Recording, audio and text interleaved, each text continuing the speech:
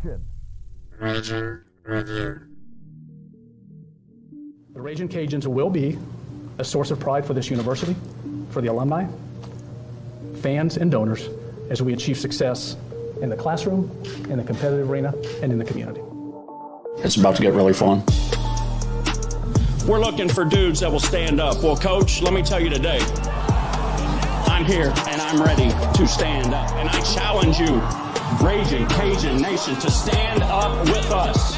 Stand up with us. Let's lock hand in hand and let's walk through the gates of Omaha. Hey, I love y'all boys. Let's grind every day starting today. Let's do it. Y'all ready? Alert! Ready? Who's that team ready? Who's that team ready? That's up. I got one thing to say right here. Cajuns win!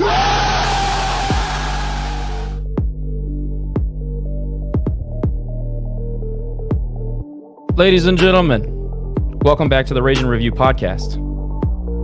Currently, it's Nick and I. We have a few guests joining soon, but our third host is MIA. Guess we'll address that later. Nick, how are things, my man? Good to be back. Up, man? I'm glad. Layoff. I'm glad you made it on time. I made it on time. You know, I don't know what's up with our boy Jerry, but I'm sure he's gonna come in and say, "Hey, I had Dad do something's coming up." Or just wait for it. Guaranteed, the little one will make an appearance. Guaranteed. We'll see. It's live, so we'll all get a good laugh out of that. Anyway, and just as we're speaking of the devil, man, here he comes. Oh no, maybe not. not here yet. Anyway, just want to let everybody know we planned for two special guests tonight. It seems like we're just going to have one. Andre Jones, linebacker for the Ragin Cajuns, will be joining us for some questions later on, and we'll kind of get deep into some football talk like we like to do, and we'll ask him and pick his brain about Marshall and to this point in the season how things are in the locker room. But first, I want to throw out a few shout outs. First and foremost, absolutely embroidery and more. Everybody knows that we had the big gear situation over the last few weeks to the point where the AD had to come on to social media and tell fans where to get gear. So I want to say a big shout out to them because they went ahead and got the licensing that was necessary to produce Adidas apparel with official team gear, official logos, all that. Go check them out. They're on College Saloon. Give me a second. I'll pull up their address here. But they are some of the best staff that, from what people that have experienced business with them have had to say, they are some of the best staff, the most friendly staff, and they really want to support the Cajuns. So let's do them a solid. Let's support their business. Being one of those local businesses that are very pro UL is unfortunately kind of a few and far between at this point. But we're going to change that. We're going to fix that, and I wanted to highlight them. Nick, have you had any experience? If you have, let the people know. I have not, but I will be soon because I guarantee you I will be supporting the people who support the Cajuns. So yeah, excited for that development. Same. And now we don't have to complain about where we can get shirts and hats. So it's 3010 College Saloon Road, Lafayette, Louisiana, 70508. If you are the calling type, people still do that. 337-232-7077 is the phone number. And you can catch them at absolutelyembroideryandmore.com on the World Wide Web. So just wanted to highlight them, and sounds like a great business. I hope they keeping on, and we need them. We need as many of those as we can get. So there's that. Fellas, it's Monday of game week, probably one of the most anticipated Sun Belt Conference matchups that I can remember, very long time. Marshall coming to the belt with branding and national recognition. They have a win against Notre Dame under their belt. I mean, this is a team that is well known around the country. Happy to have them in the league. Even more happy to be playing them on national TV in our first trip up to Huntington, West Virginia. So before we get to Andre, which that'll be in just a moment, how do you feel going in? How do you feel in general about the team and where we're at? Jerry, we'll start with you. Well, I think right now, this game we have a lot to prove on national TV. It's a conference game. It's very important. This could be a game that can really right the ship if we do things well and execute. This is one of those games where I think this can really create a huge sense of momentum moving forward if we were able to go down and win. And I'm excited because I think Marshall's a great it's a great measuring stick for us to see where we are. So I'll be honest with you. I'm excited to see to go and give Marshall a challenge. I know that I'm excited to hear what Andre has to say. I'm very excited about the fact that we got a 10-day break. I think it was much needed. But I think now it's going to be fun. I mean, and to be on national TV, anytime you get to play on national TV and show off the Ragin' Cajun brand, it's very important. So looking forward to a great game Wednesday night, and I'm hoping to go to Huntington and we can bring back that W and get ready for a blackout against Arkansas State. Look, I'm just gonna say I'm pumped up because I feel like I needed that 10-day break as well, just to kind of get a Saturday to myself, watch other teams, not stress out this weekend. Saints played Sunday. We got a big win. So look, I needed that break. I needed to clear my head. I'm pumped up because one, we're playing at Marshall. Marshall is historically they're a traditional powerhouse back in the day, and they still have, they live off of that. And I appreciate the tradition and the history behind the Marshall name and the Thundering Herd. So one, that's why I'm excited. Two, I think this is the week that we right the ship. And I know Marshall, we're going to talk about stats and we're going to talk about what we think is going to happen next week. But I think we have an opportunity to really get things rolling. I'm excited for Ben being named the starter, unfortunately, because of Chandler's injury, but I'm excited for Ben to get the snaps for the whole game and see what kind of momentum he can carry, because he had some good throws last week. And as the game went on, I felt like he got better. So I'm excited to see him start next week. So again, maybe I'm drinking the Kool-Aid, but I'm excited. I'm wanting to go to Marshall and upset their little quote unquote revenge game, whatever that means. So it should be fun. I'm ready for it. They can have a revenge game all they want. This is a good old fashioned get right game for us. This is an opportunity to go on the road, beat a good team. I don't care what the record is. They're a solid football team. They play good defense. They play football. It's a good chance to go on the road. It's a get right game. You can turn your entire season around in 60 minutes. I think that's what we're looking at. So without further ado, we're going to bring in Andre Jones, starting linebacker for the Ragin' Cajun football team. Before we do that, I'm going to thank Gordon McKernan Injury Attorneys and their media team. Lauren Lane was our point of contact. She was fantastic to deal with. They made this interview possible. Happy that Andre was able to join. Unfortunately, Dante Fleming couldn't do it tonight. He had some business to attend to. But Andre, we're very thankful that you could join us, man. How are you? Hey, how y'all doing? I'm doing pretty fine tonight. Good, man. I appreciate it. So where you coming from? Did you already get on a plane? You still hanging back in Lafayette? No, I'm at home right now. I was watching the Chiefs and Raiders game tonight. Yeah, all of us. We're kind of glancing over. I see us. That's good, though. Hey, that's a question I wanted to ask you before we get into the questions. How much football do y'all get to watch? Because you're normally playing on a primetime slot on Saturday. Having the game on Wednesday kind of gives you an opportunity to watch some football. Do y'all get to watch some football? We do, because we be in the locker room, got TVs on the wall and stuff, we stay watching other teams and stuff, like the NFL teams and college teams. We stay watching. How much Sunbelt ball do you get to watch? This past Saturday we got to watch some, and we watch some of the teams in our conference. It was shocking to us, they lost to other teams. We're like, wow, that Texas State game. Yeah, that blew me away. And the James Madison Arkansas State game too. So it got out of hand in the last couple of minutes of that game. It kind of put it close heading into the late fourth quarter.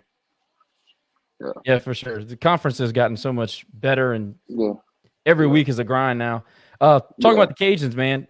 Obviously, you come off a brutal loss against South Isle, man. We all kind of hurt with that one. ULM, you never want to lose in Monroe, but it happens. How is the team's morale? How do you guys feel? The reason why I asked the question is because a lot of times teams can splinter over losses like that. People start to kind of get down on themselves or maybe lose trust in certain teammates. Where are we at in the locker room as far as trust and morale? I think the last 3 games, I think we'll grow closer. Like the first loss, made us open our eyes. We gotta be close, because I feel like most of the team we close. I feel like we just with the details and stuff being close is when stuff hit the fan in the game, we got to be together. If we're not together, then we can't pull together we get serious in the game.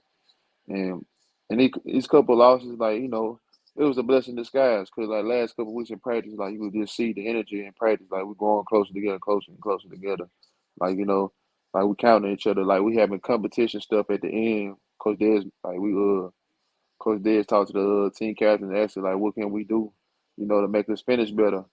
And like we having competition stuff at the end of practice, and like if the offense win, the defense got to do like 20 push-ups, including the coaches. If the defense win, like the offense got to do push-ups, and Coach Dez got to do push-ups too. So like it just bring, and then we making the sidelines like so in practice, sideline you got to chill like it's the game. So we make it more of a game environment in the practice, like we practicing like it's the game, basically. Yeah, That's Andre. pretty interesting, man. Go ahead, Nick. You can go ahead, Nick. I wanted to say that the idea of Dez and Lamar and all those guys doing push-ups because somebody couldn't catch pass is great. That is pretty funny, man. Yep. So Andre, first of all, man, I gotta say I'm fanning out right now, man, because like we do a podcast, but we're fans at heart, right? I mean, we're all invested in this program for so many years. So, dude, we're all excited to have you on here. I just wanted to point that out, that I'm fanning out right now, man. But going back to that and being a fan, all we talked about was our 15-game win streak. All we heard on the media, 15 games, win streak, longest in the nation. So you kind of touched on that in your comments, but talk to me a little bit about what were you guys talking about that? Was that as important to you, or was that like one of those things in the locker room where you don't talk about it because you don't want to jinx it? We didn't really talk about it. Like it's like, cause we were basically like, this a new team. We got like we know what we working with this year, and we know like we gonna face tough times and stuff like that this year.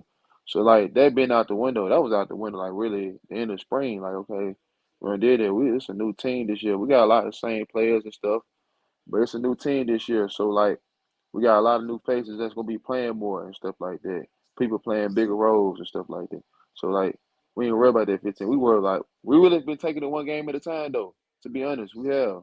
And I like to say like no disrespect to the opponents that we lost to. Like really we beat ourselves.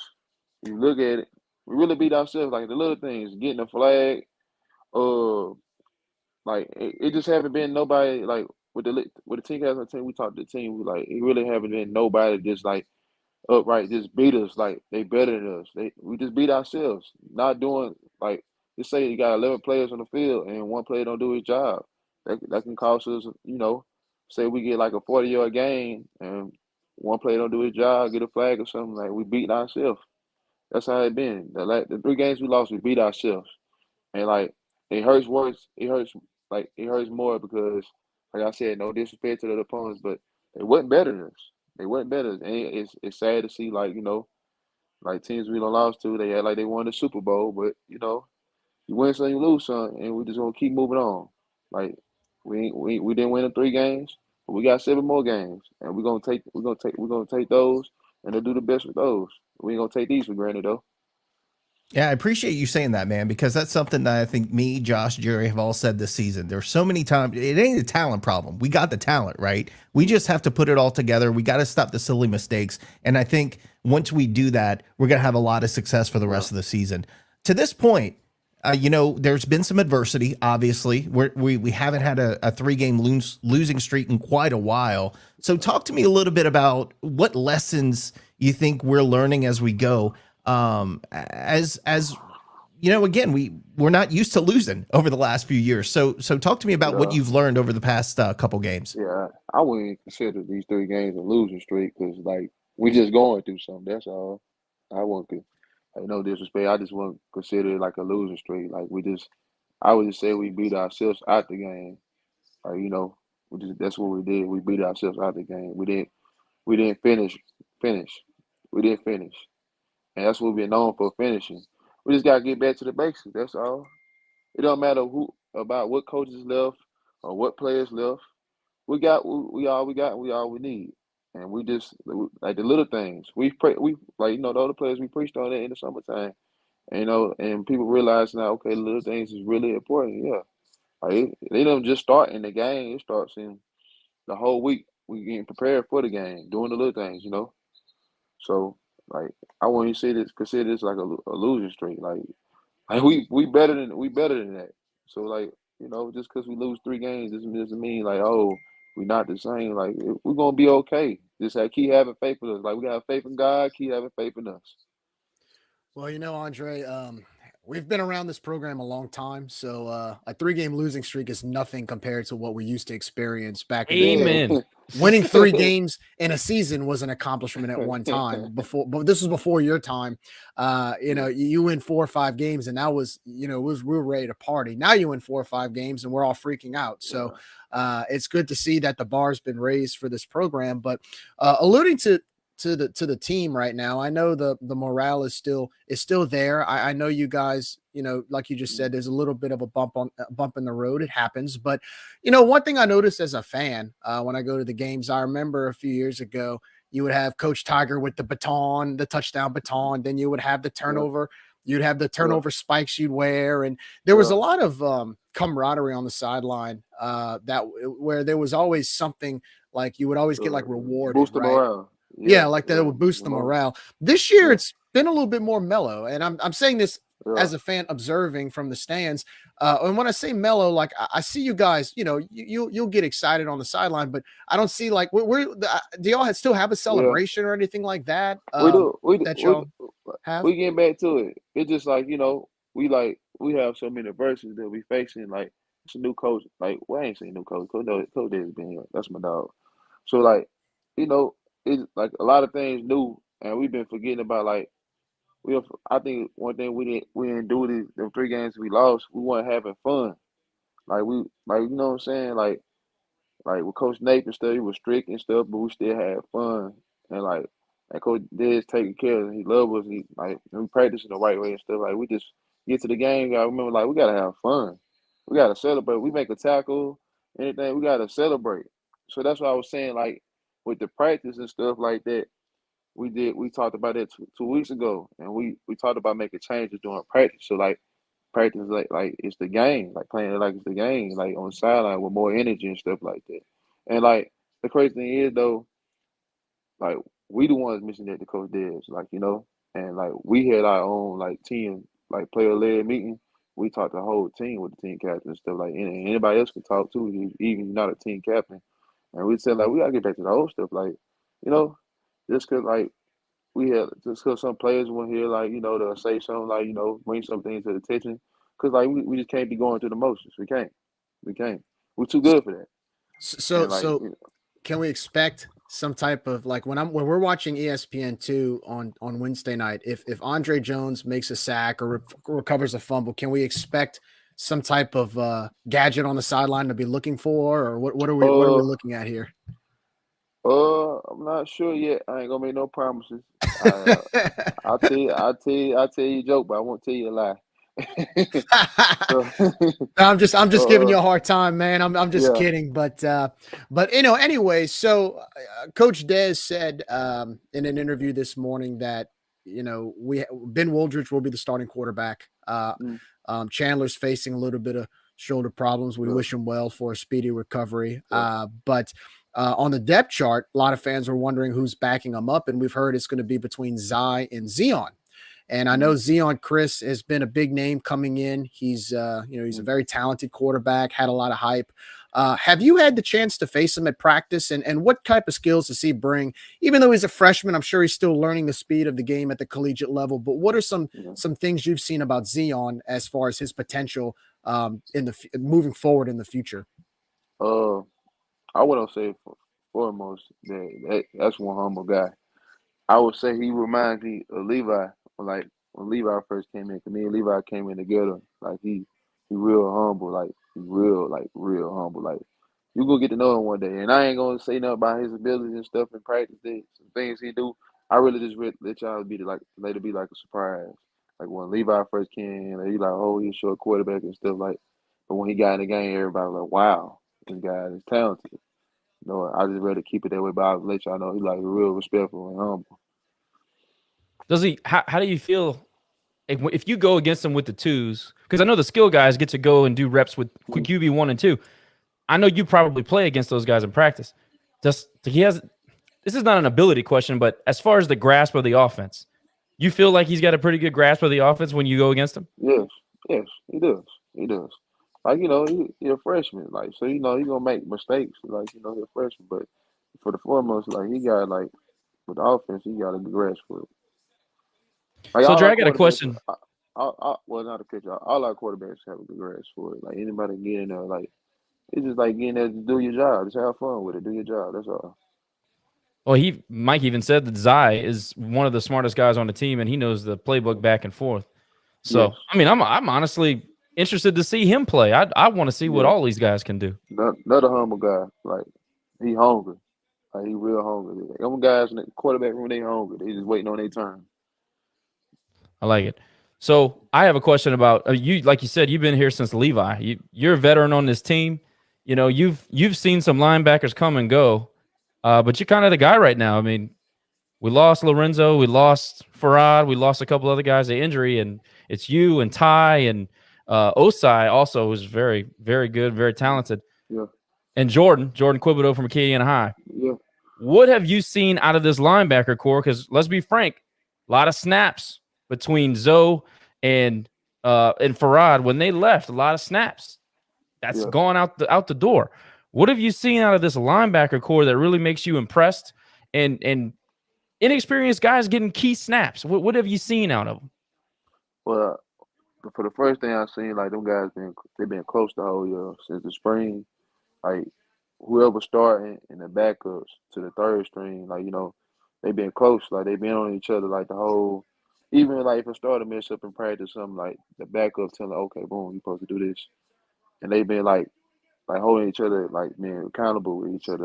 That's the most impressive thing. Like in a linebacker room, like the whole linebacker room holding each other accountable and like looking out for each other. Like, just because I ain't starting me, I can't look out for you. Like, that's the most impressive thing. So, like, because I think they realize, okay, if I go down or when you come in the game, the standard shouldn't go down. Like, it should stay high or go higher. So that's the most impressive thing with the linebacker room. And like Coach Scott doing a great job with them. Like, he stay on them 24/7, 24/7. It could be mid-play in practice, he on them. So that's the most impressive thing, though. Hey, but speaking of Coach Scott, Mike Richard asks, who does the best push-ups and who needs work? Y'all don't sleep on Coach Ross, the offensive line coach. Don't sleep on him. He be hitting them push-ups now. That's good, man. So from a defensive standpoint, and when I'm talking to you, I'm going to always focus on the linebacker core. But from a defense standpoint, where can we improve? Well, before I ask that question, who's Mike right now? Who's the Mike linebacker right now? Yeah. Is it Jordan? That's Quill. It's Quill. Yeah. It's okay, Quill. Good. Okay, so in general, in general, where can we improve, and where do you think we've overachieved to this point? Where we can improve, just communication. Like the times we done mess up, it's been communication. That's all on the field. Like the alpha and all that stuff is there. Like, it's communication. That's all. Like, like in this game, you got to communicate on defense. Ain't no such thing keeping a secret what we doing. Like, if you go out there and execute the way you're supposed to, they can't stop us. Nobody can stop us. We're too talented. And just, again, we're fans, man. We sit in the stands, we drink beer, we watch the game. But just to tell you, players and fans experience the game totally different, obviously. But just if I'm making an observation from this year as opposed to last year, obviously we were experienced in a big way last year. But to me, it feels like, and I'll make this comment, you can tell me if you think I'm wrong or right, but it feels like sometimes we think too much rather than just react. And I thought last year we didn't have to think, we just played. It seems like this year we're starting to think more and then react. So I've noticed that. And then a little bit of lack of communication. But the weird thing is that I find the communication has been poor in the secondary. And that blew my mind because some of our oldest guys, you got Bishop, you got Podesclo, you got Braylon, who's been there for like 16 years. You know what I mean? Like, these guys are old. They've been doing this a long time. Do you feel like the communication in the back end has been a little bit baffling? Or what do you think? I would just say we could do better. The whole defense, we could do better. That's all. Like, with communication, it evolves with everybody. Like, we just do better. Like, I'm not. Is nothing else to it. Like we just can do better. That's all to it. I'm not gonna make excuse of this and that.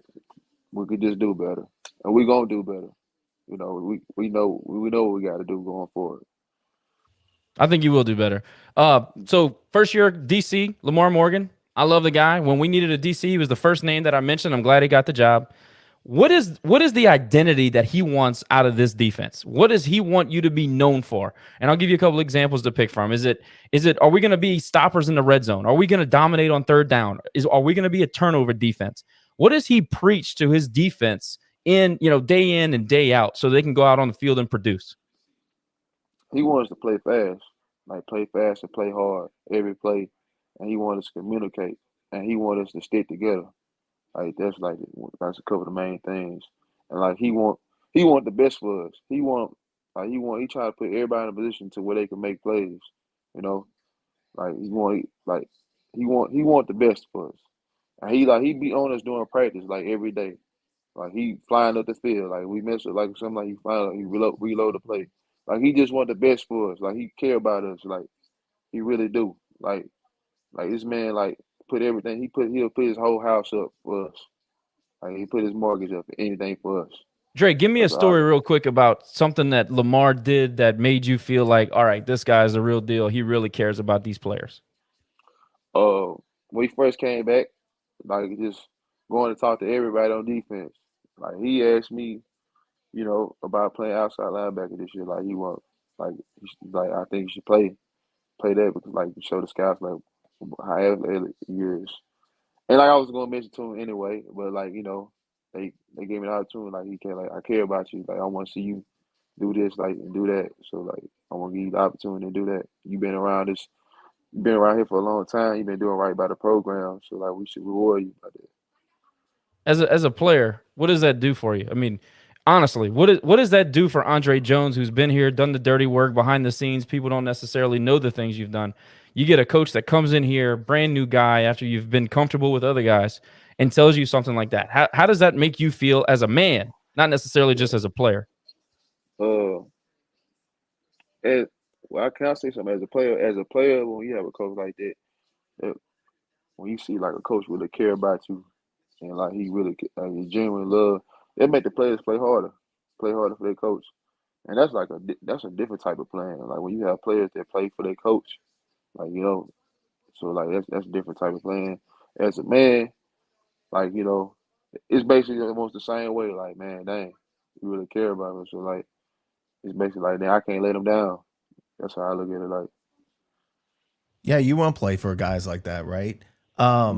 I'm gonna switch topics because Josh will talk about defense all night long. So I'm gonna switch topics a little bit. Defensive guy, baby. And cut him off. Let's talk about the Cajun Field crowd, man. Obviously, last year championship game, packed house, loud. They were into the game. It was fun. There was an intensity there from our crowd.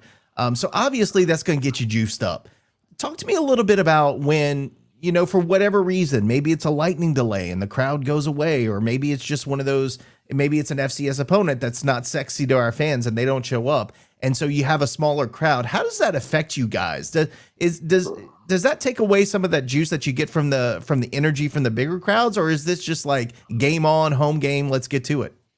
I would say in a way, because just think about that time when we played Monroe at home, and that crowd we had, it wasn't packed, but we had a good crowd, and it came down to a field goal and stuff like that. That last, like the defense was on the field, and to make them miss the field goal, that crowd got loud though. Like crunch times, like when you get crunch times, like the crowd do play a factor in the game. Like them cheering on. It's good to see fans come. Wherever fans come to the game, we grateful. Just put it like that. We grateful. They come and they taking time. They spend their time coming to see us play. And at the same time, like I said, we always got. So we go on that field. Like we go on the field. We like the fans here, they're here. They're not. Like okay, cool. Like no hard feelings. We're gonna go out here and play this ball, and we're gonna get this win. And let's talk about, speaking of crowds, I expect in Huntington, West Virginia on Wednesday night, there's going to be a big crowd. They're going to be amped up. Like I said, they're calling it a revenge game or whatever, but I expect it's our first home conference game in the Sun Belt Conference. So it's going to be a big one for them, and it's going to be a lot of fun. But aside from that, let's talk about all the road trips you've gotten to take as a college football player. What is the one place that you travel to for a game that you really had a good time, really kind of sticks out in your head, that's your favorite road trip, and why is that? I think App State or Georgia Southern. Them people crazy. Them people crazy. Them people are crazy. They crazy. Uh, speaking of the Marshall, we talked about it today, and we was like, cause we already made everybody aware that like it's word in the wind like Marshall fans get disrespectful and throw stuff at you and stuff like that. So like let's not be talking to the fans and stuff like that. No matter during the game, like we lose and winning, don't be talking to the fans. Don't tune them out. Like don't let them get in your head. They throw something at you, keep walking. Ain't no sense of like, cause you gonna do something dumb, you go retaliate. Let's not do these done.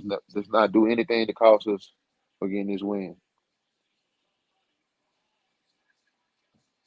So speaking of which, we can expect, I'm sure, a decent crowd in Huntington. It's going to be nationally televised. It's their first official Sun Belt Conference game at home, and of course, we get the honor of being that opponent.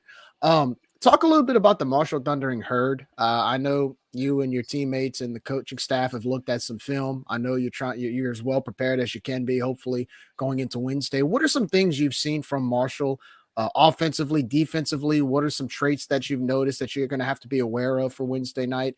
Just overall, just give us kind of an overall picture from a player's perspective of what you can expect from Marshall when y'all go down there to Huntington. They gonna run the ball. They got a good running attack. They got two good running backs. Like they got to give props, and they got two good running backs. I mean, you seen the one we played against in the bowl game, and the other one they transferred. Number 8, they took good running backs, and they're supposed to be Ali first game back. They have a good running attack. With everything else, I don't want to really get into it. I just really like want to go out there and play and like dominate. That's all.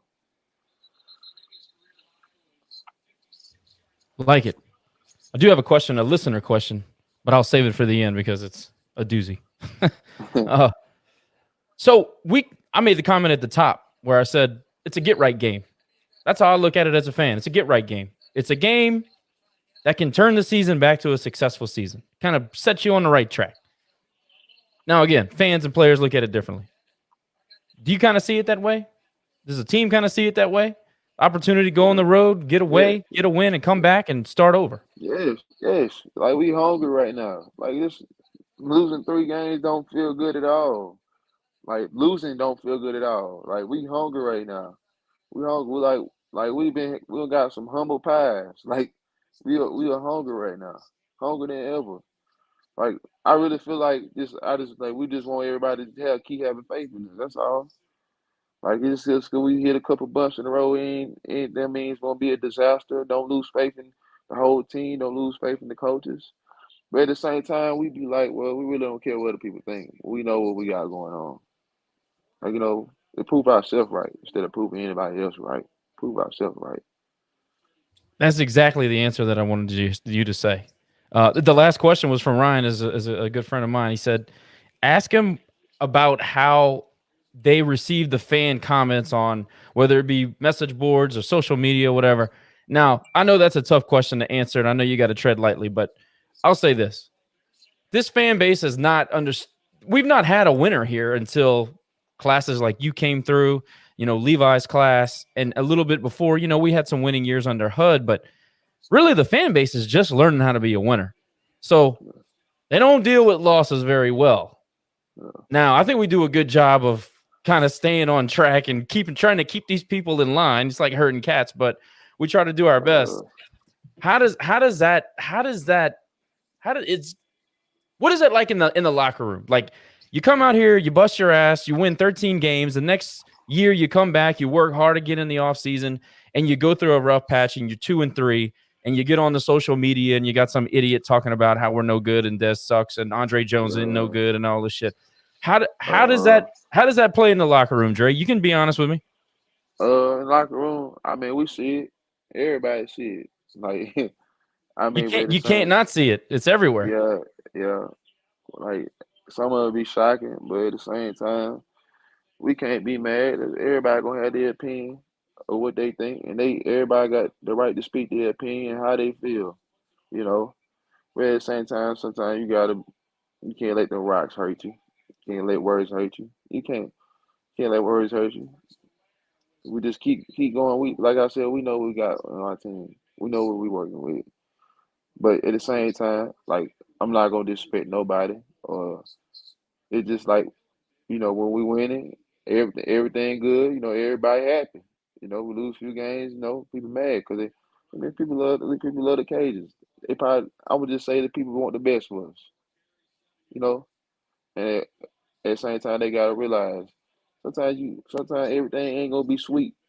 You're gonna hit a hit a couple bumps, but anything, we all gotta stick together. The Ragin' Cage community, we gotta stick together, stick by our side, like a marriage, like stick through things. Dre, Like I listen, man, I can't tell you how much we appreciate your time here. I'm gonna let these guys talk to you before we get off, but I wanted to say thanks for choosing to be a Ragin' Cajun. It's guys like you that make us proud to be Cajuns. The last few years have been fantastic, but in a weird way, I'm more interested to see how we're going to get out of this rut and overcome, and that might even be a little bit sweeter, and that's the truth. So again, thank you for coming on Ragin' Review. Thank you for choosing to be a Ragin' Cajun. I hope Lafayette treats you well, man. I appreciate y'all. Yeah, Andre, I've had the chance to see you speak a few times. I've noticed there's a presence about you in that locker room that just oozes leadership, and you're a great ambassador to this football team. You're a great ambassador to this university. When you put on that Ragin' Cajun helmet, you don't just represent a football team. You represent an entire Cajun culture. You represent what we're all about in South Louisiana. And for that, thank you so much for putting the blood, sweat, and tears into that football program. Thank you so much for choosing to come to this university because you represent us. And so with that said, I wish you the best of luck Wednesday night. And look, one thing about Cajuns, man, we persevere, right? We persevere. So we have a golden opportunity in Huntington Wednesday night. And regardless of what people say on social media, regardless of what people say on message boards, we're going to be watching you on TV, cheering hard for you to bring home that win on Wednesday night back to Lafayette and hopefully get a win streak going from there. Appreciate y'all. Yeah, man. Same thing, dude. Thank you for coming on. Kick some ass this weekend. 19 sacks. You're going to be a part of that. It's going to be a huge game. We're going to get the W. So good luck, man. I appreciate y'all. All right, Dre, be good, man. Safe All right, travels. Y'all take it easy. All right. And there he goes, Andre Jones. That was fun. Enjoyable. Yeah. Cool. Yeah, I wish we could have had Dante, but he had a thing, and that's fine. We'll get him back on another time. But appreciative of the opportunity again from the Gordon McKernan team, media team. Lauren Lane, thanks again. That was fun. Hopefully we can continue the relationship going forward. Anybody want to react to some of those comments? Because I got some stuff stored. Ryan sent in that question late, and it brings up something that we don't really spend a lot of time talking about, but players nowadays, I mean, they're so interconnected with social media and boards and the TV coverage that they get. It's easy to throw the stones at the glass houses. You know what I mean? It's easy to get on there and fire off a tweet. Now, you guys know my style. I will critique a coach 10 times over before I'll say anything about a player in particular. Now, I think that we've had some opportunity here as a fan base to be able to get upset and be upset about, discipline problems and bad penalties and things like that. And it doesn't take much to kind of snowball, and then people get brave and they start saying things about 20-year-old and 22-year-old kids, and I'm 100% against that. But I don't think we spend a lot of time thinking about the individual psyche of the players that have to read that stuff, and they're supposed to be on our team. And by no means am I saying that critiques are not allowed, because they are allowed, but there's a way to do it. And I think the majority of our fan base does a decent job. But there's been some pretty ugly stuff lately on the boards and on the social media sites. Anybody agree? Anybody think that that's a little overplayed? No, I don't think it's overplayed, but I think that's a victim of your success, because you look at the team down the road that in 2019 went undefeated and they were bashing player. And now that's a whole different story that we can focus on at a different time. But it's just to say any big program out there that is well known. And I mean, I guarantee you go on an Alabama message board today and they're complaining about a player and wanting to get him kicked off the team. Right. So yeah, 100% agree with you. It's not the right thing to do because they chose to be here. Now, if again, NFL, those guys are getting paid. That's one thing. And yeah, technically there's NIL, but then again, you're not signing a contract. You were coming to a school because you chose us over other schools. So I'm with you. And I think we do a really good job of that. Because in the end, I get it. They're 21, 22-year-old. And I know we say kids, they're grown adults, but they're figuring things out as they go. And I'm never going to bash a guy for choosing to come here, choosing to be a Ragin' Cajun, choosing to wear Louisiana across their chest. But yes, Josh, we know that you will criticize coaching. We know very well you will criticize coaching. Listen, man, if you get paid to do something and you don't do it right, I'm saying something. I'm sorry. If I go to a restaurant and the food sucks, I'm going to tell you it sucks. It's just how it is. But the whole thing about the criticizing and everything, we call it, you know how it goes. They're kids when it fits the narrative and they're grown-ups when it fits the narrative. That's just how it works. That's how things are in 2022. But it's a little bit of insight into the psyche of the guys that you root for on Saturdays. I don't think a lot of people stop and think about that. It's easy to have a couple of bush lights and sit there in your jorts and fire off mean tweets about some guy in the defensive secondary who can't cover a bed. You know what I mean? It's easy to do that. So I do my absolute best to not do that. Now, if you get paid to do a job, it's a different deal. It's a different deal. It's like being a weather anchor. All right, it's a public position. I get to say whatever I want. Yeah, to a degree. I also think too that a lot of times as fans, and look, I'll be the first to say I'm guilty of it. We sometimes believe that these players are in a bubble, like the locker room is a bubble, and they don't read the outside news because they're such a close-knit group and they ignore the noise. When in reality, what's the first thing they do sometimes is they probably pull out their phone, go on social media after a game or before a game, and they see those things. And so, I've always been very cognizant of that, especially, I mean, Nick, being part of the baseball team. I was a student manager for the football team. I was there when we lost to McNeese. And let me tell you, the fan base wasn't too happy about that. Heck, I wasn't too happy about that. But you could tell it kind of poured into the players the week after at practice. So I definitely understand it too. I definitely understand it too. And I think players mostly should be off limits there. Yeah, don't say anything. My whole philosophy is don't say anything that you don't want your real name attached to. If I don't want my real name attached to it, I'm not going to hide behind a screen name and say something like that. So that's my philosophy. If I don't want people to know I'm saying these things, I'm not going to say it. It's a good rule to live by. Also, if you wouldn't say it in person, that's kind of what I go by. Yeah, that too. But we know, Josh, you'll say a lot of person. You don't think twice. It's it's your forte, but that's all right. But Jerry will also tell you, I'll never throw the first punch. Never.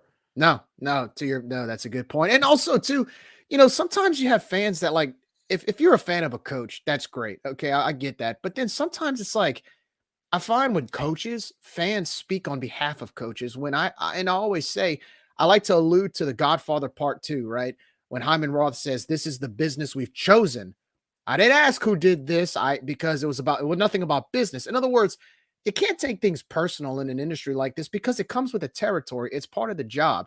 When you're a coach getting paid 6 or 7 figures, you're going to get criticized. So that's a lot different than a player that, of course, before NAL wasn't really getting paid anything. They were just going to school. They get their scholarship. But when you're a coach, I think that is more fair game because it is an industry and it's part of the job. So there's definitely a difference there. Dude's quoting the worst Godfather, but okay, I'll take it. Well, I wasn't trying to imitate. I was just kind of referencing it, to be regardless. Honest. He's saying part 2 was the worst. Oh, well, it still relates to what I said. I mean, let's be honest. No, 100%. It's still the worst. Yeah, the coaching business is gross in a lot of ways, right? I mean, look at our own situation where Billy leaves. There's a handshake deal in place. He comes back, raids the cupboard. I mean, it's a gross business, but at the same time, it's I don't want to say kill or get killed, but I don't want to be. But it is. It's kill or get killed. It's dog eat dog, whatever you want to call it. So, I think they're fair game, man. If you're gonna get paid millions of dollars to coach kids on the gridiron, come on. I don't want to hear you complaining when I say that you don't know how to call an offensive game. I mean, really, what am I really saying that's so offensive to you? No pun intended. Let me catch that. Anyway, I guess we'll talk about Marshall before we run. I mean, Marshall is a get right. I'm going to keep saying it. It's a get right game. It's an opportunity to go on the road, beat a quality team, a recognizable opponent. You can get the fans back in the fold. Although homecoming was the biggest crowd of the year and we had lost 3 in a row. So who knows who's going to show up. I have my theories on that if we have time. You beat Marshall, I think you can salvage the season. And when I say salvage it, I mean, you never know what can happen after that. You can go on a run. And I think there are opportunities, man. I know everybody's, they're talking about how Ali is going to cut Rashid Ali or whatever is coming back. The guy's been out for, I don't know how long, 9 months, 7 months. Do we really believe he's going to be a huge impact? I don't. I think that maybe it changes the game plan. It changes the defensive plan because you got to account for a guy that has that much talent. But are they really going to hand the guy the ball 25 times and expect him to average 4, 5, 6 yards a carry? I don't. I think he's going to probably be a decoy or a home run type situation, depending on how much he gets on a field. So, I don't know, man. I don't necessarily think that that's such a big deal as Jerry just completely lost. Okay. Jerry. Jerry's He made some weird gang sign and like him out. Yeah. But no, I'm with you, Josh. I think Ali, again, he is the best. If he makes it on the field, he will be the best player on the field. But he's not going to be 100% Ali. No. It doesn't matter how you look at it. So will he add another dimension to Marshall's rushing attack? 100% yes.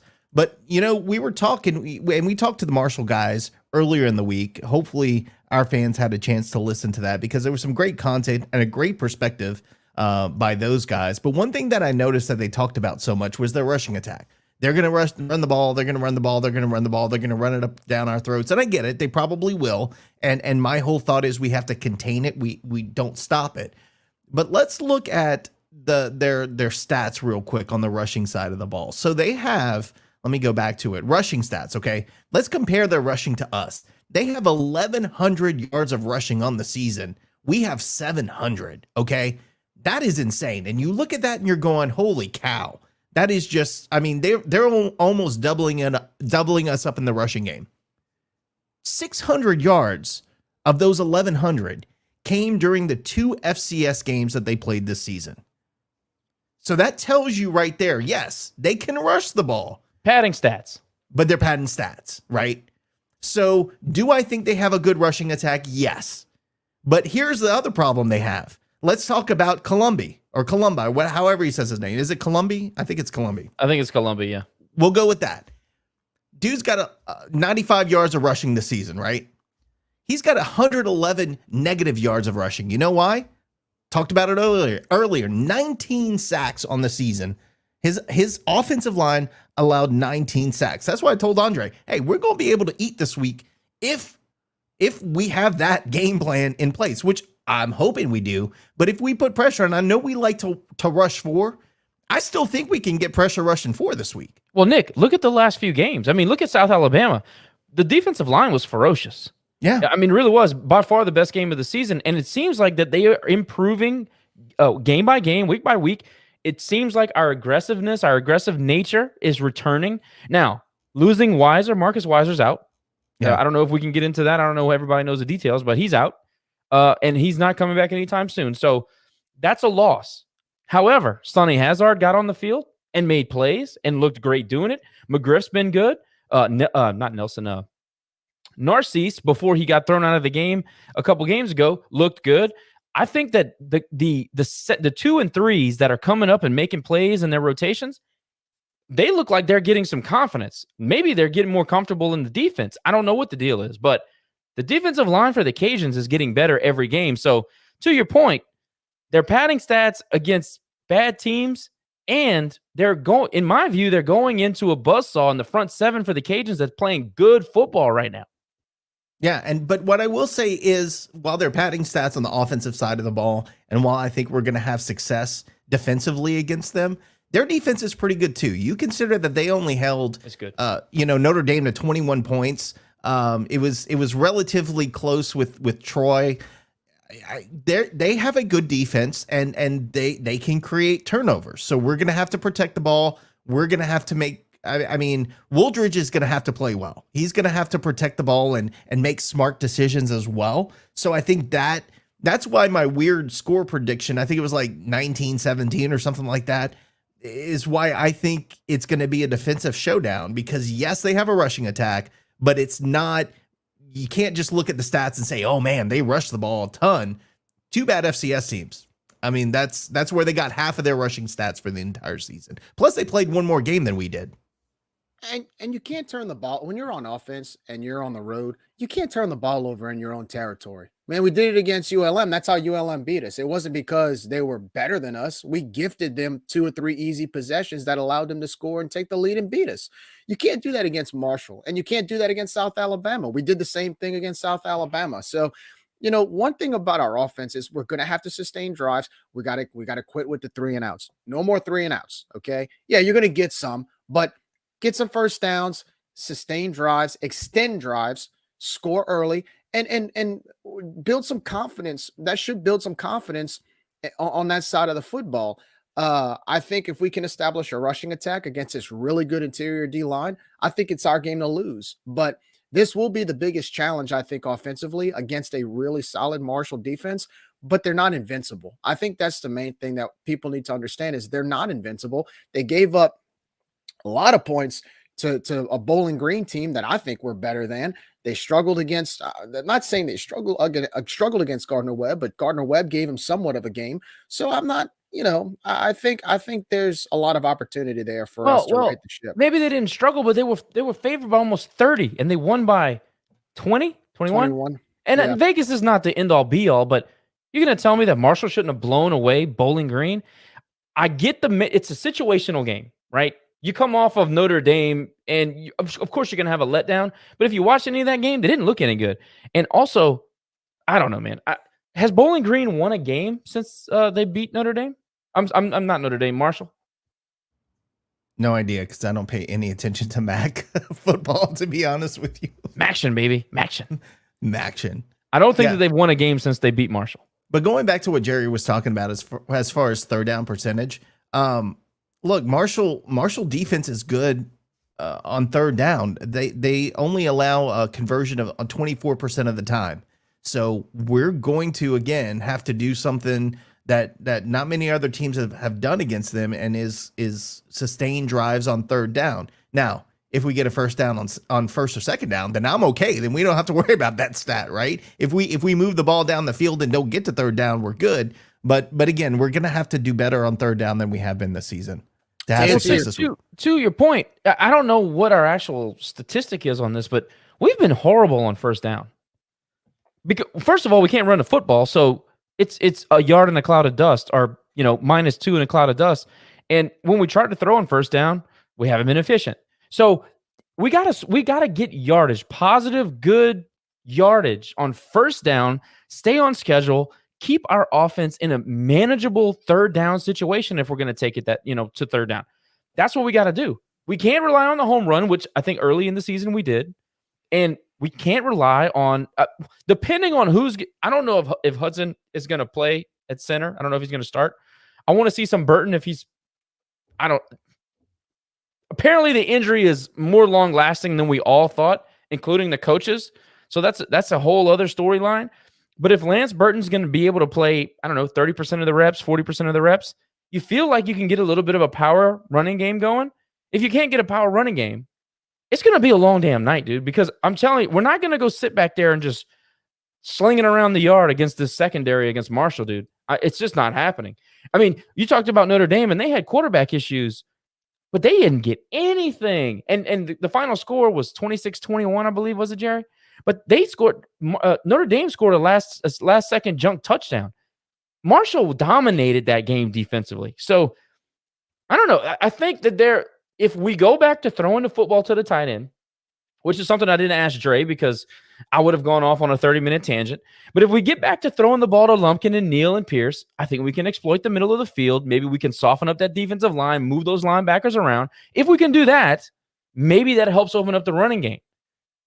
Or maybe I'm just making up something so that we can throw it to the tight end. I don't know.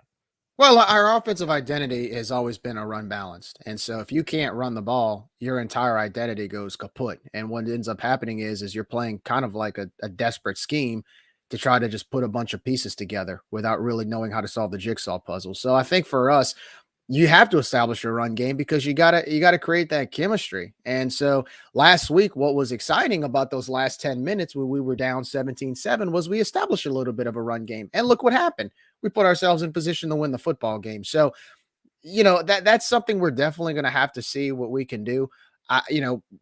We don't know whether or not Chris Smith's going to go in. So now you got to depend on Terrence Williams and Jacob Cabote, maybe a little bit of Dre Washington in there as well. So this is an opportunity for our other running backs to step up as well and create a little depth in the running back position and give them a certain amount of touches because all three have potential if Chris Smith is out. So, this is an opportunity for us to establish a run game. If you can establish a run game on this interior or this front seven, to me, that's going to build confidence moving forward throughout the season. And I also think if you're able to do that against this team, I think that puts us in a really good position to win. Well, I'm going to be very curious to see on those first 2 or 3 offensive possessions how we move the football and if we can or not. If we can establish a rushing attack against this Marshall defense, it could be a good night for the Cajuns, but we're going to find out pretty quickly on whether or not we can do so. Well, I think you'll know, Jerry, on whether or not we try for the 5-6 yard routes, because I think that's going to be open based on what I've seen. That will be open all night. And I said this for 3 games. If we take what they give us, we will be successful. And we've chosen not to do that. So if the best way to open your running game is these 5-6 yard routes, because you start moving the ball through the air and then they're going to start backing up on defense. And then guess what? Holes will open for you. So again, we'll know early on our offensive plan. If we start out the game trying for these 4, 5, 6 yard routes, I think we're going to be successful. But if we try this chaotic, we'll run on first down, we'll gain 2 yards, then we'll throw it down the field second down, then we'll have a guy that's sitting, 8 yards away from the line of scrimmage instead of 10 yards away from the line of scrimmage. I mean, it's going to be a long night. We got to be smart. We got to play smarter than we have been. Andre said it the same thing. We're beating ourselves. So we got to be smart this game. Got to execute everywhere on the field. Nobody is, listen, special teams is not executing. And I know it's a cliche, but I'm serious. How are we snapping the ball over Reese's head? I know that we have a new long snapper, but come on. We got to fix that. Defensively, I don't think we're executing in the passing game. I think that our linebackers, this is kind of the question I was trying to ask to Dre. You want those linebackers to drop back. You want to be able to give those corners the opportunity to play outside leverage and be able to put their hands on receivers.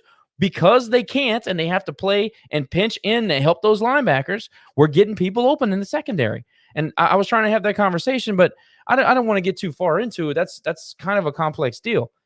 The thing is, execution. Offensively, you can't even start to say execution because it's not even close. We've got to find some semblance of execution. We got to find some continuity on the line. 5 = 1. We got to throw it to the tight end. I still don't understand this whole wide receiver thing. And I'm so disappointed that Dante wasn't able to join tonight, because my number one question for him was going to be, what's going on in the tight end room, or excuse me, in the wide receiver room, because we all thought, all of us had either 1 or 2, the wide receiver room in our power rankings for the unit rankings before the season started. I got to know, is there some injuries we're not aware of? Is there some guys that are just lacking confidence? Or what is going on? There's so many people getting reps, and this is my theory. There's so many people getting reps that nobody gets into a rhythm. Is that a thing? Or do you just trust all of them? And I know, the coaching speak part of it is going to be like, well, we trust all our guys. We recruited them for a reason. Yeah, I understand that, but we need guys that are going to make plays. I love Mike Jefferson, but he's got to hold on to the ball. You got to hold on to the football. You can't fumble the football. You can't drop the football. What's going on here? Well, I think too, Josh, there's 2 sides to that coin. You've got 2 quarterbacks that are going to have their favorite receivers, right? It's a great point. So, and not Great only point. that, but then you've got two quarterbacks that are going to have different touch on their passes. So when you have this two quarterback rotation, that's what I don't like about it. Now, am I grateful that both quarterbacks have played substantially this season? Yes, because Chandler's injured. Now we have a guy who has good playing time and hopefully good rapport with the ones. But you got two quarterbacks who have their go-to receivers. And yeah, I mean, that's to me creates a little bit of chaos. And that's why the hope this week is with Wooldridge having almost a full game under his belt last week and experience prior to that. And we saw him, getting some things done as the game went on last week. Why I'm hoping he has a little bit more success in connecting and spreading the ball around the field. Now, I will say, I know we talked a lot about players not making mistakes. That last drive that we had last week, there was no reason that there was any time left on that clock when we go to kick that field goal. Our coaching has to be better prepared. It has to have a better game plan, because I know that drove you crazy, Josh, and I know I was screaming at the top of my lungs when I'm watching this going, why are we giving the ball? We had 3 timeouts. We used one, which was, I don't even know why we used that one. And we had 2 more timeouts, 50 seconds left. Why are you not letting the clock run? So again, I think not only we can't leave it out on the players being better, we got to have the coaching better next week as well. So I didn't give my Rainbow Mermaids update last week because we were off, but we won. I won't bore you with the details. We kicked ass. So anyway, I'm standing there with my assistant coach, her husband, my wife, kids everywhere. I'm trying to behave. We're on the hill. I can't see anything because these freaking banshees are just. Anyway, I'm trying to watch my best, and we're driving, and I'm watching the offensive line. That was what I was doing, because at that angle, you can see everything. You can see how they pick up stunts. You can see how they, if their technique is good or not. You can see their feet. You can see everything. So I'm watching all that stuff, and we go down, and we're I don't know, a yard and a half, maybe 2 yards out, and he calls a timeout after we get stopped, and I kept it in for like an hour. Seriously, probably an hour and a half. Kept it in. I was good. He calls a timeout. I exploded. It was like David Banner or whatever. Dr. Banner turns into the Hulk. Oh my God. You got to be kidding me. What are you doing? I did the whole thing. So I had to walk away from all the nice, calm people to holler and scream at myself. And I'm hollering into my elbow, and then luckily I ran into a couple of passionate fans, and we were all hollering at each other. So it was good. But he gave the, I'm not going to say excuse, the reason. In his mind, he thought that we could use the timeouts to our advantage and get the ball back. After South Alabama went to third down, I will believe that. But you don't know that's going to happen when you got 40 freaking seconds left. Come on, Mike. Come on, dude. That was BS. That pissed me off. You were clearly playing for overtime, which is what you're supposed to do when you're at home. And at that time, the offense finally found some momentum. They were getting into a rhythm. I was happy to go to overtime. When he called that timeout, I just completely lost my freaking mind. And then we went to prevent defense, which prevents wins, and the rest is history. Another rant for another day. But, here's the thing, though. We had them in a 3rd and long situation, and we were being aggressive up to that point. As soon as they get into the 3rd and long, they drop everybody back. And I know they were in a quarters defense. We counted 7 DBs on the field. There were 7 DBs on the field. So I was like, all right, well, the guy's a DB. The defensive coordinator's a DB. He knows the situation. Great. Sure enough, curl route right in the middle. And again, I give credit to the quarterback. He put it right where it needed to be. It was a good throw. In my view, his best throw of the night.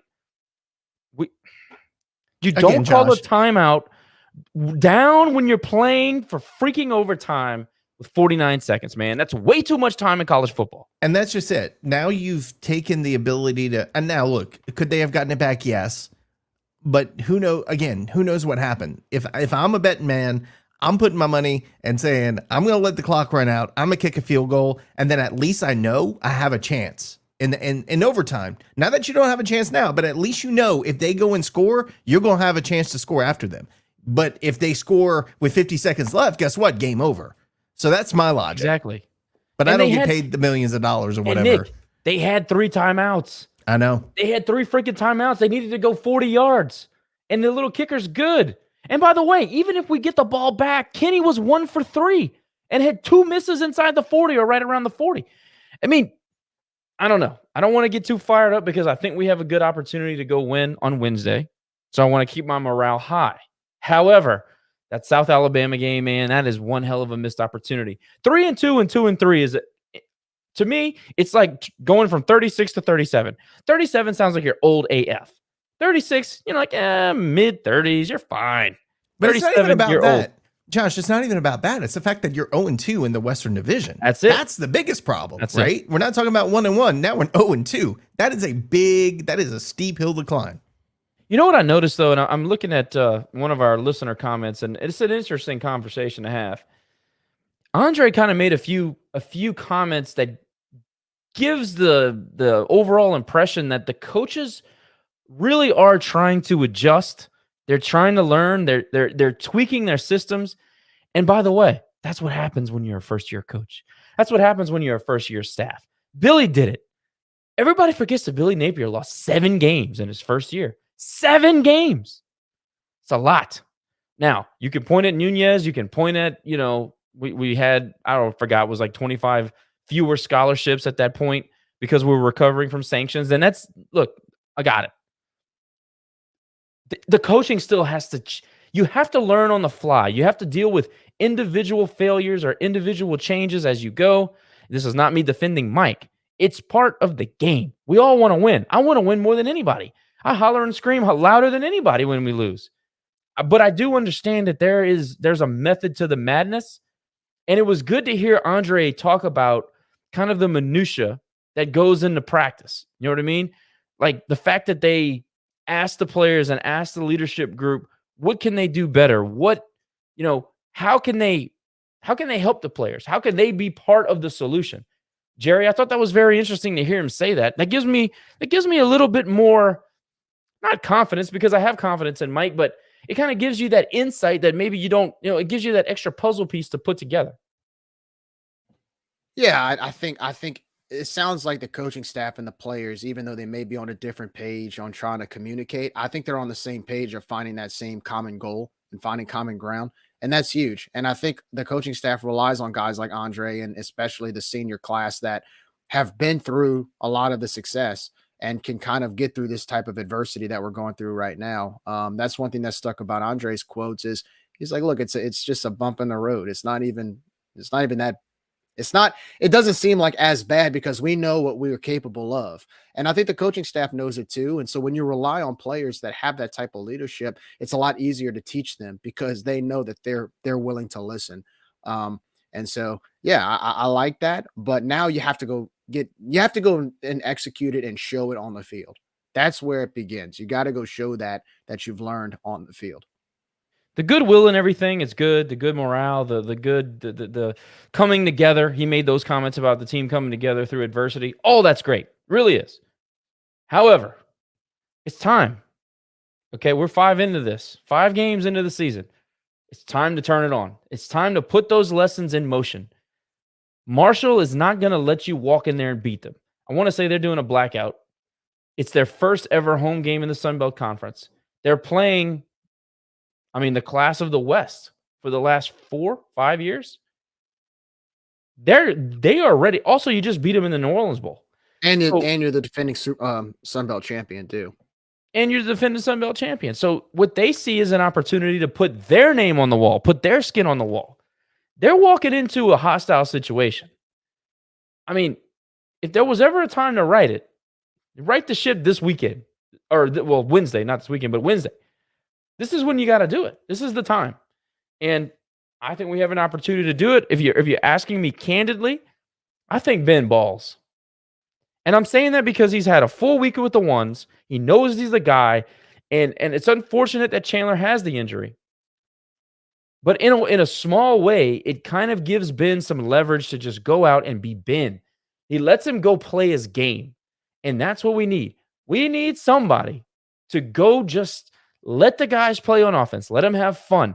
Let's have our, they made the comment about Ben having, it was Jerry that Nick made the comment about Ben has his favorite receivers and Chandler may have his favorite receivers. Let there's got to be some continuity among the wide receivers with Ben. So if I'm like, I don't know, just give an example. If I am Dante Fleming, right? And I know that Ben looks for me in the slot, I'm licking my chops this week. Okay, maybe it's Peter LeBlanc, maybe it's John Stevens. Who knows if he can catch a pass? I'm licking my chops if I'm those guys. Nick, welcome back. Thank you. I don't have that Lafayette fiver ball. They don't have that here in Houston. So And LUS is a luxury. It really is. It's a little touch and go here sometimes. That's all right. That's all right. Let's see. We got a couple of listener comments, so let's scroll on down. Let's see. Everyone hating on our running game. Let's see. I'm all about the running game. For everyone hating on our running game, our leading rusher has a better yard per carry than Marshall's. Boom.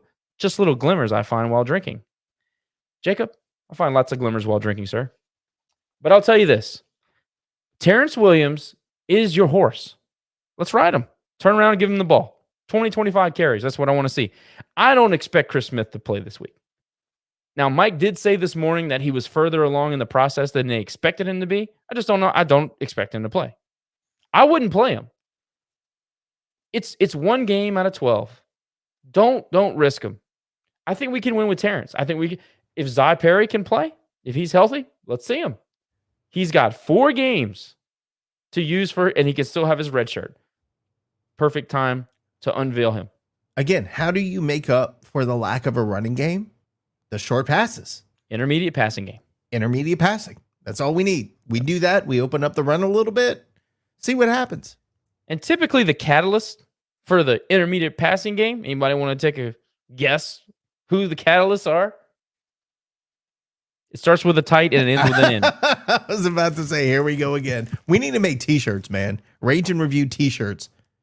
The very throw to the damn tight end. No, the very first exclusive Rage and Review t-shirt will be throw it to the tight end, guaranteed. So, Jacob, thanks for checking in, man. At Jacob, this guy wrote at Jacob. That's fantastic. We can't go away from the run game early like we have. Let the horses run. Well, we've gone away from the running game early because we're failing on first and second down. Can't run the ball. We're running into a wall of defenders on first and second down, and we're ending up in 3rd and 9, 3rd and 8, 3rd to 12. So like we can't run the offensive identity that we want to run if we can't get 3 and 4 yards per attempt. So I don't necessarily think they went away from it. They just know we can't run a football. And again, I think Lance Burton is the catalyst. The Astros fans out here that know what they're talking about. I know. I was going to say thank you. By the way, going to be at the game tomorrow afternoon. Cheers. Shout out to the Stros. Stros. I became a San Diego fan overnight. So that is the biggest perk of working downtown Houston. 1, we get tickets to the game, and 2, I can walk there from my office. Yeah, that's pretty awesome. The postseason this year and the major leagues are going to be, I think, very fun. I want to see San Diego go to the Dodgers and see what, just so I can bust Jay's balls to pieces if San Diego beats the Dodgers. But there's a lot of exciting teams in Major League Baseball this year, so that'll be fun. Maybe we'll do a podcast for that just for fun. But no, I go back to the offensive game plan. Run the football, throw it to the tight end, go for the home run shot when it's there. I think we can do it. I think it's there to be had. You will have to capitalize on your opportunities against Marshall. It can't be this dropping passes and no execution and all this stuff. Can't do that against Marshall at home on the road for us, at home for Marshall with that secondary. You can't do it. You got to go out there and execute. If we don't, we will lose. Honestly, if we don't go execute offensively, we're going to get blown out. Because if we leave our defense on the field with their type of running attack and a true mobile quarterback at the helm, we're going to get run out of the building. Doesn't matter how good our defense is. Yeah, and that's why time of possession is so important for us, as well as, again, like I said, Reese has to come up big this week and pin them back when we do go 3 and out. But again, we can't go 3 and out at our own 10 and expect good field position. Like, we got to move the ball this week. Well, it will be a game of field position, and this is the game where you have to flip the field. And I think this is one of those games where if you get a 3 and out, you own 30, you got to depend on Reese to pin it back to their own 20 and vice versa. Because this is going to be a game where your scores are going to come from shorter drives whether it's a field goal or even a touchdown drive based off a turnover. We just don't want to be the one turning the ball over. I expect a resurgence from special teams. Only because they have never, I mean, it's been 5 years since we've been this bad on special teams. And that's not a shot at Reese, fan of the pod, but it's not his issue. The ball's 10 feet over his head. What's he going to do? I think our kick coverage has been lacking. I think obviously our place kicking has not been good again. Whether that's on Kenny, whether that's on Holding, I don't know. There's so many little things that we've got to clean up. Got to clean up. We will not win on the road. It doesn't matter if it's Marshall or Marshmallow University. It doesn't matter. We're never going to win on the road if we can't execute even even special teams wise. We've made a living on having solid special teams over the last 4 or 5 years. We got to find it. We got to find it. I know we have the talent. We just got to do it. You got to go out there and do it. Anyway, guys, Jerry, I'll start with you. Honest to God, candid opinion on what's going to happen Wednesday night.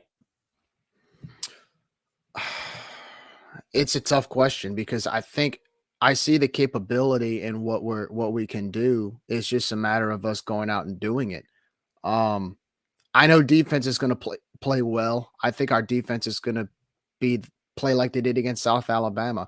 My biggest question is whether or not the offense can set a tempo early on.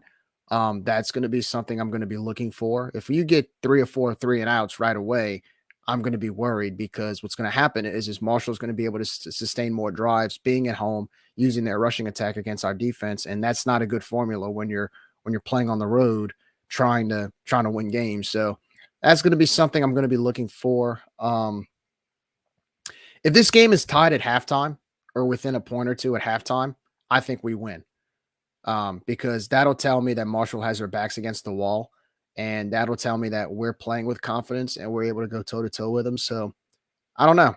We'll see what happens. Part of me says that Marshall just may be too good playing at home against us, but then another part of me says they struggled against Gardner-Webb and lost to Bowling Green, and we could take full advantage of that. So we take advantage of that, we win the game, period. They're not much better than us talent-wise. They're not. I mean, if anything, I think we may have just as much, if not more talent than them. We just have to go and show it now.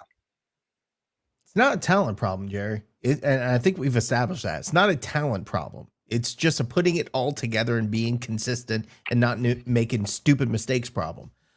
So for me, the keys are going to be containing their running attack. They're not going to stretch the field on us. I really don't see it. One, I'm not sure that they have the talent at the wide receiver core. Now do they have that short passing game? Yes, they do. They do have that, but I don't think they're going to stretch the field on us. So we've got to contain their running attack. We got to get some sacks, which I think we will, because again, they have 19 on the season they've given up. Pin them back in their own territory on punts. Throw to the freaking tight end. Convert on third down, protect the ball, and no stupid penalties. So there's a lot we got to do to win, but it's not like I'm saying anything that's like outrageous, right? They're all simple things to do. How about you don't retaliate if a player pushes you down? How about you protect the ball? Two arms around the ball if you have defenders coming your way. Don't let them punch them out. Don't drop the ball when it's in your hands. Those are easy, fixable things, but we got to do it all, because we're going to be on the road against probably a packed house. And I'm still not buying into this. Oh, we're coming. You guys hit our guy late and targeting and all that. I'm not buying into that. Maybe that'll be true for the first 5 minutes of the game. They might be amped up, but as the game goes on, they're not going to be coming for revenge at that point. They're just trying to win the game. So again, limit your mistakes. In fact, don't make mistakes and we'll be fine.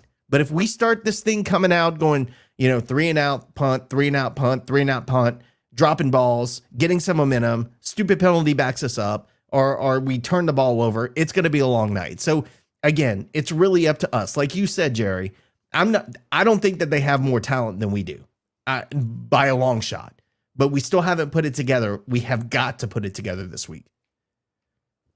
I like the point about the motivational side of things. I don't buy the vengeance thing. That might play in the locker room for, like you said, a couple minutes. A lot of those guys are not even there anymore. They're two totally different teams. Jaron Wilson's not even on the freaking team anymore for us. So, I don't really know how much I buy into that. Maybe 18 and 22-year-olds, they buy into it a little bit more. I agree that maybe it plays a little bit to start the game, and the crowd's hype, and you come out in your all black uniforms, and you got the music and everything. Maybe that helps. But if they were always going to throw a first punch. If you can weather the first punch, and there's just be us, just go out, establish the line of scrimmage, execute. Don't make stupid plays. Don't make stupid mistakes. I mean, one thing we don't really talk about is how good we've been in creating turnovers defensively. And I'm like Kevin Foote in this, and I would never with Foote on thing. This is one thing I agree with him. A turnover is not a stop. You cannot constantly rely on taking the ball away. Yes, it's great if you have a defense like that. I know that you teach that and you work on that, and it's part of your defense, but that is not something that you can rely on. I don't know if we do rely on that. I don't know if the players think that way, but I'm just telling you, if we're going into Marshall thinking that we're going to rely on turnovers, that's not a way to look at it, because we need to stop people like we used to. We need to go get after people, be aggressive. All right. This whole 3rd and 9 and we're dropping back 15 yards in the secondary, that's got to stop. Got to stop that. We have got to limit the boneheaded mistakes, which is the most easily fixable thing on planet Earth. All you got to do is execute and don't make the mental mistakes. But I am interested to see if we can stop Marshall with the running game that they do have, with the mobile quarterback that they have. Are we able to stop them consistently without turning them over? That's going to be, I think that's a big part of the game, because, we've made a living on turnovers. That's just a fact of the matter. Can we do it? I think we can. Will we do it? We'll see. Haven't done it yet. There's a couple of instances we have, but for the majority of the season, we haven't put it together consistently. I want to see execution. I want to see the offense find rhythm. You got Ben. We know he's the guy. Zion might get some snaps if Ben, God forbid, gets hurt. Obviously, we don't want to see that. If it happens, sounds like he's your number 2. Then that's a whole other, throw out everything, throw out the game plan. That's a whole other thing. That's a whole other ball game. Zion might come in and dazzle, and all of a sudden the offense is completely different, and we win by 30. I don't know what happened. And look, it might happen, and I'm fine with it. Of course, I want to win by 30. Yeah, I'll take it too at this point. But at that point, now you have another conundrum where you have a backup freshman quarterback who just lit up Marshall on the road, and media circus. Oh, who's your starting quarterback? You got 3 of them. All this stuff. A good problem to have, but that's a whole other. You're going down a rabbit hole now, man. Well, it could happen, Nick. Honestly, it could. If something happens with Ben, because he's not 100%, by the way. If something happens with Ben, you never know. You never know. So if we're talking about how we see the game going and a prediction and all this stuff, that right there is something that not many people have mentioned, but is a possibility, because he literally is in the mix to get snaps. And he's got, again, 4 games because of the red shirt. So execute. Don't make dumbass mistakes. Don't turn the football over, and don't expect to make a living on turnovers. But look, Josh, we don't need turnovers. The guy, I don't think so either. We can sack. Look, 19 sacks on the season. We can bring pressure with 4 against this offensive line. Well, that's what let me ask you that, Nick. If you're Lamar Morgan, right? You're looking at this game film. You're looking at the talent. You're looking at the amount of times that they've given up sacks. Do you pressure? Because we've been sending some blitzes the last couple games. Do you send the blitz? Do you put this quarterback on notice, or do you just trust the front 4 to go out there and eat? I think that's a big part of the game plan, because here's the thing. If you can get pressure with the front 4, they're not going to throw the football on you. You make them one-dimensional, you completely change the entire complexion of the game. Well, I think that's what we do. Is we see, we rush 4, we see what happens. 3rd down, you bring, the house, because obviously they haven't been able to stop it this season. But let's see what we can do with 4, because we've, not gonna say had success rushing 4, but there have been some moments where we've rushed 4 and we've gotten to the quarterback. But we'll see. I don't know. Let's see how the game plays out in the first, quarter but I really do think we're going to have some success with rushing 4. I don't know. We'll see. But we got to bring the pressure regardless, because that is their weak point on offense. And if we're going to have any semblance of trying to stop their running game, we got to back them up. I think that it might be recency biased, but dude, the front 4 played well into the 2 deep against South Alabama, which was one of the biggest matchups that we were like, well, is the defensive line going to show up against their offensive line who showed they could block UCLA, who's probably going to win the damn Pac-12? So I don't know. It's been an interesting season in the entire league, but watching our team kind of do their thing and evolve, I infamously said, everybody enjoy the ride. I'm not having a lot of fun right now, but I am interested to see how we're going to respond. I mean, it's part of being a fan. It's part of following a program. Jerry, any last thoughts before we go ahead and do, man, I tell you what? No, not really. Just I'm excited to see what happens Wednesday, how we face adversity and how we handle adversity. It's going to be interesting. I'm looking forward to it. Man, I tell you what. So, man, I tell you what, on Wednesday night, October 12th, 2022, at 6:30 p.m. Central Standard Time, the Cajuns will be in Huntington, West Virginia to face Sunbelt Conference foe Marshall, the Marshall Thundering Herd. Now, this will be the first official conference home football game for Marshall since their membership in the Sun Belt began this past July. It will also mark the second meeting between the two schools, with the first meeting being in the 2021 New Orleans Bowl, where the Cajuns were victorious by a score of 36-21.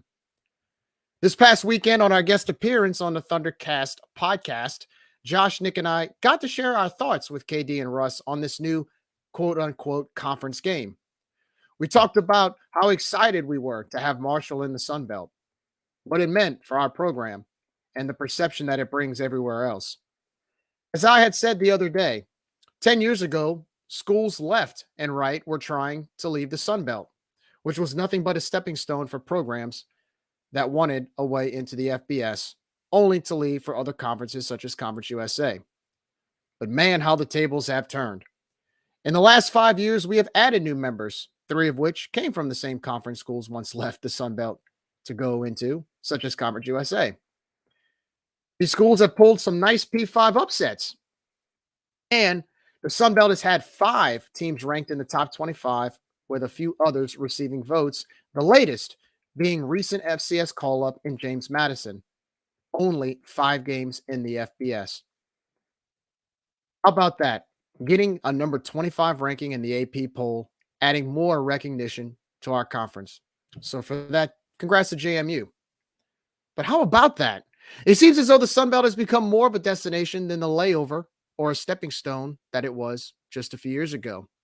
And with that comes more of a challenge for everyone, including Louisiana, a team that has a little more than an uphill battle to climb at the moment. Speaking of Louisiana, it's safe to say that this 10-day break was much needed by the way things have gone so far this football season. In the first 2 weeks, it seemed like business as usual. But as we have seen in the past 3 weeks since then, it has been anything but that. A disappointing loss to a well-improved Rice team, followed by back-to-back heartbreaking losses to ULM and South Alabama by a combined score of 7 points, has brought questions to the Cajun Nation that have not been asked in a very long time. Questions such as, what's wrong with this team? Why are we struggling? Why can't we score? Why do we lack discipline? And some people are even asking at this point, did we even make the right hire? Those are questions that any fan base will ask at this point when seeing a team who had a 34-5 stretch dating back to 2019 go 2-3 so far this season. And to those questions, I can't say that I have an answer. None of us do. But with this coaching staff, it's up to them to right the ship. It's the job of theirs to teach these players how to overcome the adversity we're seeing right now. And it is up to the players to take the field and translate that to make it happen. You know, as they say, football is a game of inches. Just imagine making a play here or a play there that ended up going our way this year. Just imagine making an extra field goal or two that didn't go through the uprights. Just imagine making a key block that would have allowed a long run instead of a loss on the play. Just imagine catching a pass on third down instead of a drop that would have extended our offensive drive. Just imagine making a key third down stop that didn't extend a drive or ultimately a touchdown. All of these hypotheticals come down to one thing: execution. And unfortunately, we aren't really seeing it right now. This is what separates a 5-0 record and receiving votes in the top 25 compared to where we are now at 2-3. Well, with that being said, Wednesday night against Marshall gives us that chance to do just that. And that's to execute effectively on the field, to make offensive plays that extend drives, to make key tackles and stops on defense, and to make that key field goal or hit that key punt that flips the field in our favor. And we will have time to earn it, but we will have to earn it. Marshall is not a team that will give us anything. It's our time to show potential that has been there all along and take it. Take it and flip this season around. Take it and show our true capabilities.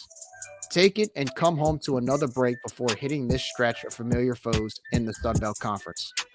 A conference that is improving by the day. The question is now, will we see our team improve? Tune in to ESPN2 this Wednesday night and find out for yourself. Ladies and gentlemen, thank you for joining us for another episode of Ragin Review. If you like what we do here, go onto any platform, whether it be podcast version, the YouTube version, social media, etc.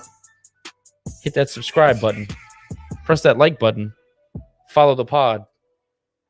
We're all over the place. Really would take me too long to tell you all the places that we are. So everywhere I'm going to just sell on that.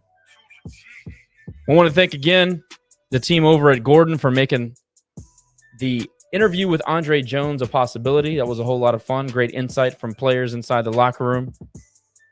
Their insight is it's sobering. Makes you think. Anyway, we'll see you guys Wednesday night for post game after hopefully a Marshall victory. Be good. Have a great week. Go Cajuns.